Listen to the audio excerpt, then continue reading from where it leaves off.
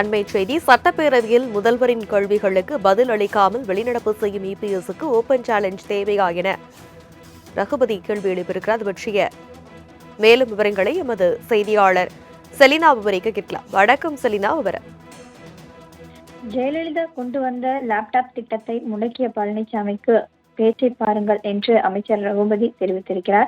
குறிப்பாக கள்ளக்குறிச்சியில் open challenge விடுத்த முதலமைச்சர் மு.க.ஸ்டாலினுக்கு பதில் தருவதாக நினைத்து உலகிக் கொண்டிருப்பதாக எதிர்க்கட்சி தலைவரை குற்றம் சாட்டியிருக்கிறார். திமுக அரசு விஷயம் என்றால் முழித்துக் கொள்வதும், மத்திய அரசு விவகாரம் என்றால் கண்ணை மூடிக்கொள்வதும் என உங்கள் செயல்பாடுகள் உருமாறுவது உங்களுக்கு தெரியுமா தெரியாதா எனவும் அமித்ஷா முன்பு செய்தியாளர்களிடம் பேச அஞ்சும் பழனிசாமி சூனாபானா வேடம் போடுகிறார் என்று குறிப்பிட்டிருக்கிறார். கள்ளக்குறிச்சி உருவாகினால் போதுமா? பெயர் வைத்தால் குழந்தைக்கு தானாக வளர்ந்து விடுமா? அந்த குழந்தைக்கு சத்தான உணவு கொடுக்க வேண்டாமா?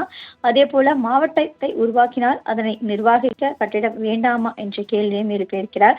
கள்ளக்குறிச்சி மார்க்கெட் கட்டிட வளாகத்தில் தற்காலிகமாக கலெக்டர் அலுவலகத்தை வைத்துவிட்டு போனதாகவும், திமுக அரசு வந்த பிறகுதான் 2024 செப்டம்பரில் கலெக்டர் தலைமையில் தான் இந்த கட்டிடம் என்பது தற்பொழுது கட்டப்பட்டிருப்பதாகவும், எதையும் டிவியில் பார்த்து தெரிந்து கொள்ளும் பழனிசாமிக்கு இது தெரியாதா என்ற கேள்வியை எழுப்பியிருக்கிறார்.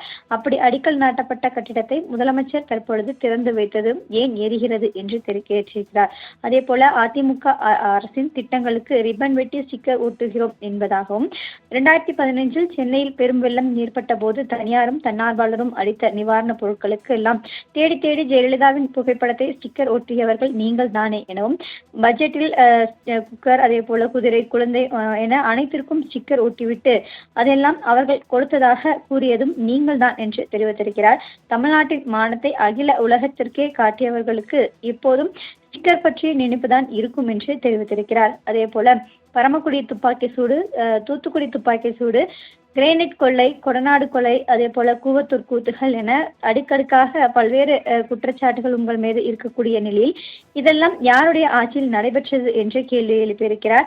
இந்த சிறப்பான ஆட்சியை கொடுத்தாலும் உங்களுக்கு கொஞ்சம் கூட வெட்கமாக இல்லையா என்ற கேள்வியும் எழுப்பியிருக்கிறார்.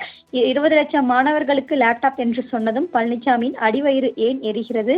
தேர்தல் வாக்குறுதி என்பது 5 ஆண்டு காலத்தில் நிறைவேற்றுவது எனவும், அதனை 4.5 ஆண்டுகளில் நாங்கள் நிறைவேற்றி இருக்கிறோம் என்று தெரிவித்திருக்கிறார். எந்த கூச்சமும் இல்லாமல் கேள்வி எழுப்பியிருப்பதாகவும் குறிப்பிட்டிருக்கிறார். அதிமுக ஆட்சியில் ஜெயலலிதா கொண்டு வந்த லேப்டாப் திட்டத்தை நாங்கள் முடக்கவில்லை எனவும், நீங்கள் தான் முடக்கினீர்கள் என்று தெரிவித்திருக்கிறார். 2019 வரையிலும் தான் லேப்டாப் திட்டம் என்பது செயல்படுத்தப்பட்டதாகவும், இந்த நிலையில்தான் தற்பொழுது அவர் லேப்டாப் திட்டத்தை முடக்கியதாக குற்றம் சாட்டுவதையும் குறிப்பிட்டிருக்கிறார். அதே போல என்னோடு நீங்கள் நேருக்கு நேர் மேடை வந்து தயாரா என அதிமுக ஆட்சி பற்றி நாங்கள் என்ன கேட்டாலும் நாங்கள் பதில் சொல்ல தயாராக இருக்கிறோம் எனவும், திமுக ஆட்சியை பற்றி எனது கேள்வியை நீங்கள் பதில் சொல்ல தயாரா என்று கேட்டிருக்கிறார். இதற்கு எதற்கு மேடை போட வேண்டும்? சட்டமன்றத்தில் நேருக்கு நேராக முதலமைச்சர் கேட்கும் பொழுது முதலமைச்சர் எழுதிய கேள்விக்கு பதில் சொல்லாமல் வெளிநடப்பு செய்த பிறகும் தற்பொழுது நேருக்கு நேர் பதில் கூற தயாரா என்ற கேள்வியை எழுப்பியிருக்கிறார். இது தேவையா என்றும் கேட்டிருக்கிறார். விவரங்களுக்கு நன்றி செலினா.